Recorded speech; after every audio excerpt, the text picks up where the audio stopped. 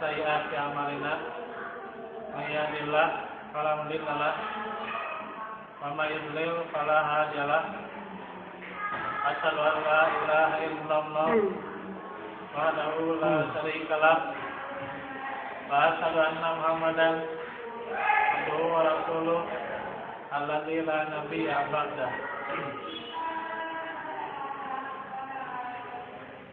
Suatu kala rahimakumullah, alhamdulillah di Selasa menjelang malam ini kita bisa dipertemukan kembali dalam majelis kita, majelis Risalah Al-Muhajirin, dan kita akan memulai lagi di tahun kita yang keempat ini.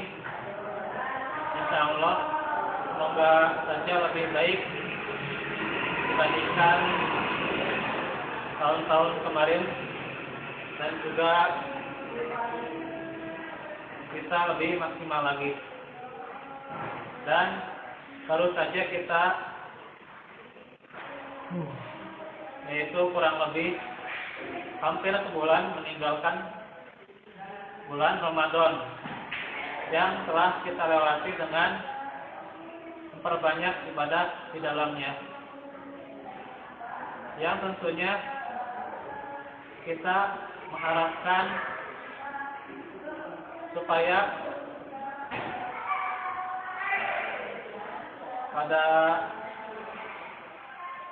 bulan-bulan setelah Ramadan ini bisa mengalami peningkatan, dan amal-amal yang kita telah dawat pada bulan Ramadan diharapkan bisa konsisten, agar begitu di bulan setelah Ramadan ini kita tentunya termasuk orang-orang yang mempunyai amalan-amalan yang Allah cintai, yaitu Rasulullah sallallahu alaihi wasallam sabda, habbul a'mal ila Allah azza wa jalla, yaitu adwamuha sahibuhu wa in qalla, amal yang dicintai oleh Allah azza wa jalla ialah yang sedikit tetapi dia berkesinambungan atau konsisten atau dawam. Maka dari dawam inilah yang diharapkan bisa meraih dari cinta Allah Subhanahu wa taala.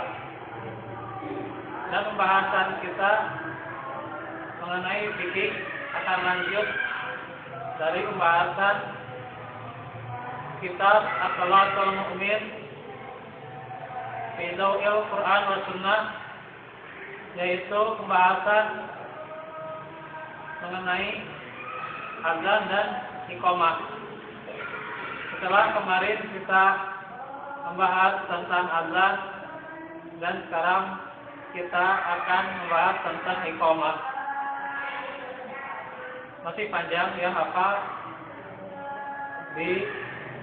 dilanjutkan oleh kita, tapi nanti kita akan melihat secara bertahap bagaimana rincian azan dan iqamah itu sendiri. Iqamah dari segi bahasa merupakan bentukan dasar, yaitu masdar kalau dalam bahasa Arab, dari kata aqamah, yaitu menegakkan sesuatu. Jadi iqamah itu adalah menegakkan sesuatu. Sedangkan menurut syariat, iqamah adalah pemberitahuan akan ditunaikannya sholat wajib, dan itu dilakukan dengan redaksi yang khusus yang telah ditetapkan oleh syariat. Bisa dilihat di Ar-Rawdul Murbi Asia Ibnu Qasim, dan juga di Syarhul Mumti Ibnu Utsaimin rahimahumullah taala. Jadi iqamah itu untuk menegakkan sesuatu. Maka di sini untuk menegakkan sholat, maka disunnahkan dia iqamah terlebih dahulu. Namun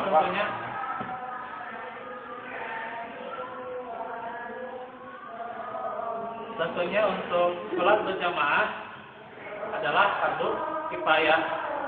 Akan tetapi kalau untuk sholat munfarid, maka itu adalah sunnah muakkadah yang memang patut untuk diamalkan.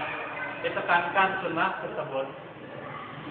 Inilah iqamah atau bahasa kita qomat gitu ya. Dan di Al-Quran itu ditunjukkan dengan kata waqimus shalah. Artinya di sini dari penjelasan para ahli tafsir bisa jadi waqimus shalah itu adalah yaitu mendirikan sholat itu sendiri, sifat sholatnya didirikan. Bisa juga adalah dia sunnah mengumandangkan iqamah, kecuali untuk sholat fardu yang berjamaah, maka ini adalah fardu kifayah.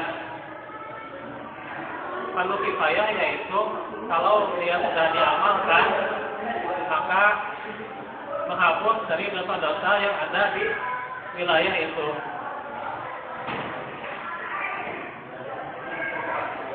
Maka jika azan merupakan pemberitahuan maksudnya waktu sholat, iqamah itu adalah pemberitahuan tentang pelaksanaannya, yaitu sholat akan ditegakkan.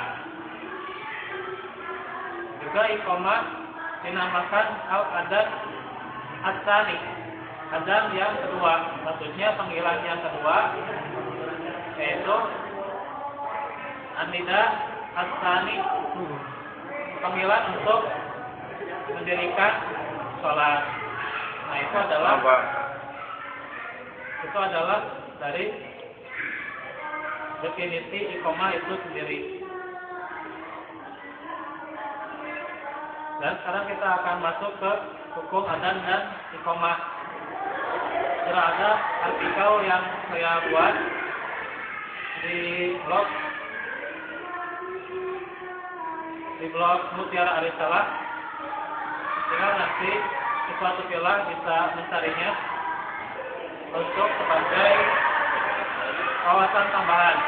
Dan insya Allah nanti akan kita jelaskan bersama-sama mengenai pembahasan yang sangat penting ini. Adzan dan iqamah. Nah, di sini hukumnya adalah fardu kifayah. Ada yang berpendapat bahwa itu adalah sunnah muakkadah.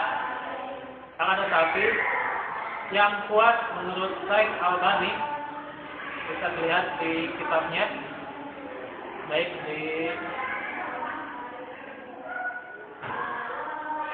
caranya kita sholat mandi, itu adalah fardu kifayah.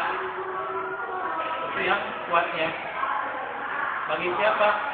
Bagi laki-laki, tidak bagi wanita. Jadi yang ditunjukkan untuk adzan dan iqamah adalah laki-laki. Pada sholat apa?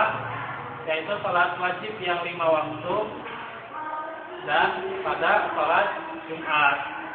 Adapun adzan awal yaitu pada sholat tahajud atau sepertiga malam, adzan pertama sebelum subuh maksudnya, maka itu hukumnya sunnah.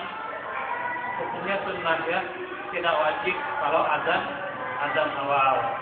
Tapi kalau adzan untuk sholat fardu termasuk sholat Jumat, maka itu adalah fardu kifayah. Itu juga di kitab Syarhul Umdah Ibnu Taimiyah. Karena itu keduanya disyariatkan berdasarkan Al-Quran dan Sunnah. Di antaranya surat Al-Maidah ayat 58 sudah kita jelaskan, pula surat Al-Jumu'ah ayat 9 sudah lihat di penjelasan sebelumnya. Serta dalil dari Sunnah adalah sabda Rasul dalam hadis Malik bin Huwairis. Faida hadaratis shalah fal yu'adzin lakum ahadukum wal yakum akbarukum. Jika telah datang waktu salat, maka hendaklah salah seorang di antara kalian mengumandangkan azan. Jadi salah seorang mengumandangkan azan dan orang yang paling tua. Nah, di sini ada kriteria ya. Orang yang paling tua di antara kalian menjadi imam jika sama-sama memiliki ilmu dan keutamaan. Ini penjelasan dari Syekh Said bin Ali Al-Qahtani. Masih ada beberapa paragraf lagi ya. Jadi ilmu dan keutamaan maksudnya itu adalah terhadap Quran dan As-Sunnah. Dia punya hafalan yang bagus, hafalan yang fasih, bacaannya bagus, tidak perlu merdu, tapi dia punya bacaan yang bagus dan fasih. Karena yang namanya merdu itu adalah relatif. Bisa menurut si A, oh ini bagus, tapi menurut si B ini adalah kurang bagus, atau mungkin bisa saja penilaiannya jelek, gitu kan, beda-beda ya, relatif. Jadi penilaian dari masing-masing pendengar adzan itu sendiri, atau pendengar bacaan Al-Quran itu sendiri, beda-beda. Karena ada yang memang mengetahui dari ilmu Al-Quran, termasuk qiraatul Al-Quran, ada yang juga yang tidak. Mungkin bagi yang tidak, yaitu seenaknya saja. Bagi dia mungkin seperti ini enakan. Tapi kalau bagi yang lainnya, mungkin kalau dia lagi berpengetahuan, ada yang lebih enakan walaupun menurut suatu atau menurut yang lain tidak enak. Nah, itu tergantung dari pengetahuan dari ilmu masing-masing. Karena itu yang disunahkan itu adalah pertama, bagi yang akan menjadi imam adalah hafalan Qur'annya yang fasih, bacaannya bagus dan banyak hafalannya. Tapi nanti keadaannya bisa jadi sama. Kalau sama, maka yang lebih mengetahui dari sunnah, khususnya sunnah itu dari rukun-rukun sholat dan juga kewajiban-kewajiban dalam sholat, serta sunnah-sunnah dalam sholat. Kalaupun misalnya sama lagi, maka ambil yang paling tua. Nah, itu ya yang disyariatkan. Itu nanti kita akan jelaskan di kriteria imam. Masih jauh ya tentang bab salat berjamaah. Dan juga kita masuk ke dalil berikutnya, yaitu sabda Rasulullah,